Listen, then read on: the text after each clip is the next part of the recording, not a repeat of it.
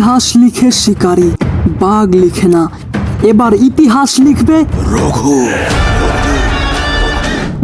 মুক্তি পেয়েছে ওপার বাংলার জনপ্রিয় অভিনেতা দেবের মোস্ট অ্যান্টিসিপেটেড সিনেমা রঘু ডাকাতের প্রিটিস। তো কেমন ছিল রঘু ডাকাতের প্রিটিস? এটা কি আসলে ইতিহাস লিখবে নাকি সবই ফাঁকা আওয়াজ? আজকের এই ভিডিওতে আমি আমার এক্সপিরিয়েন্স এবং মতামত আপনাদের সঙ্গে শেয়ার করব। বাই দ্য ওয়ে, সাম্প্রতিক সময়টাতে দেবকে মেগাস্টার হিসেবে উপস্থাপন করায় সোশ্যাল মিডিয়াতে অনেক বেশি কন্ট্রোভার্সি শুরু হয়েছে, কিন্তু আজকের এই ভিডিওতে আমি সেই কন্ট্রোভার্সির টপিক নিয়ে কোনো কিছুই বলবো না। কেননা চাচা, আমি এই টপিক নিয়ে সেপারেট একটা ভিডিও বানাচ্ছি, যেখানে আপনারা এমন কিছু ফ্যাক্ট জানতে পারবেন যেটা না এখন বলবো না, আপনারা আমার পরবর্তী ভিডিও দেখলেই বুঝতে পারবেন। So without wasting any more time, video শুরু করা যাক। And this is going to be an very interesting video, তাই ভিডিও শুরু করার আগে চ্যানেলটা সাবস্ক্রাইব করুন। আরে বাহ, আপনাকে থ্যাংক ইউ।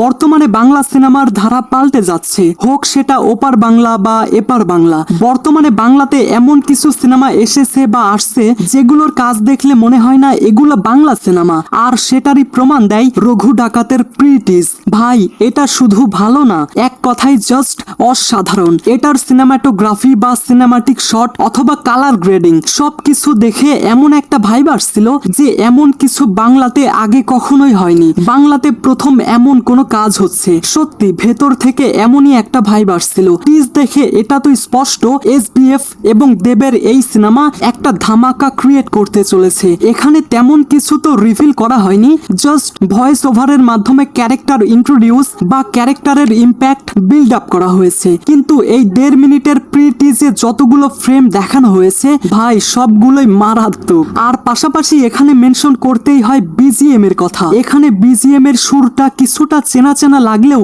এটা কিন্তু অনেক বেশি এনার্জেটিক ছিল, যেটা আমাদের এটার আভাস দেয় যে এখানে দেবের ক্যারেক্টার কত বেশি এনার্জেটিক হবে। তাও সত্য, দেব তো এখানে অসাধারণ। পাশাপাশি আরো দুজন মানুষকে আমি স্পেশাল ভাবে অ্যাপ্রিসিয়েট করতে চাই। প্রথমজন ধ্রুব ব্যানার্জি, যিনি এর আগে দেবের সঙ্গে গোলান্দাজ সিনেমাটি বানিয়েছিলেন। সেই সিনেমাতে তার ভিশন পোটেনশিয়াল সম্পর্কে ধারণা পাওয়া যায়, কিন্তু ভাই রঘু ডাকাতে তার ভিশন তিনি অন্য লেভেলেই নিয়ে গেছেন। সঠিক বলেছেন। আর আরেকজন হচ্ছে সিনেমাটোগ্রাফার সৌমিক হালদার। এই প্রিটিজের প্রত্যেকটা সিনেমাটিক শট দেখলে আপনি তার প্রশংসা করতে বাধ্য। লিটারালি ভাই, এগুলো বাংলা সিনেমার ফ্রেম। লাইক আপনি এই ফ্রেমটা দেখুন অথবা এই ফ্রেমটা দেখুন, কি জোস না? যদি এবার এই সিনেমার কাস্টিং এর ব্যাপারে বলি, তাহলে সিনেমায় দেব ছাড়াও বাংলাদেশের প্রিয়তমা ইধিকা পল, সোহিনী সরকার এবং অনির্বাণের মতো ট্যালেন্টেড অ্যাক্টর রয়েছে।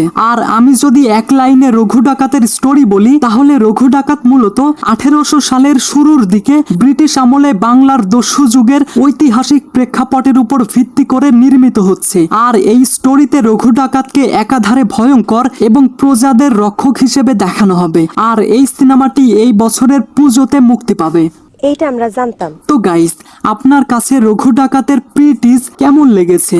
আপনার মতামত অবশ্যই কমেন্টে জানিয়ে যাবেন। ঠিক আছে। তাইলে চাচা, আজকের মতো আমি যাই। So I hope you like this video. If you like this video, then subscribe to my channel and press the bell icon. Thanks for watching guys.